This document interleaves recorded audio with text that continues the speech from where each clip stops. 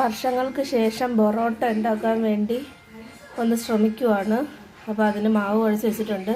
ഷാൻ ജിയോ എന്ന് പറയുന്ന ഒരു യൂട്യൂബ് ചാനൽ നോക്കിയിട്ടാണ് ഞാൻ ഉണ്ടാക്കണത്. പുള്ളിയുടെ എല്ലാം അടിപൊളിയാണ്, ഫുഡ് റെസിപ്പി എല്ലാം. അതുകൊണ്ട് ഞാൻ വീഡിയോ ഒന്നും എടുക്കുന്നില്ല. ഇനി ഉണ്ടാക്കി കഴിഞ്ഞിട്ട് ഞാൻ പറ്റുമെങ്കിൽ കാണിക്കാം, അല്ലെങ്കിൽ അഭിപ്രായം പറയാം.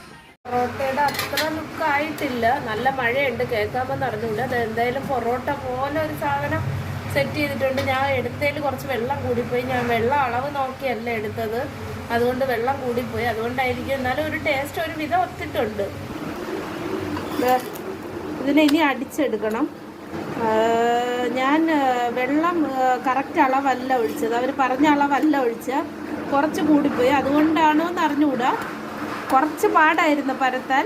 പിന്നെ ഇത്തിരി ഉപ്പും കുറഞ്ഞു പോയി.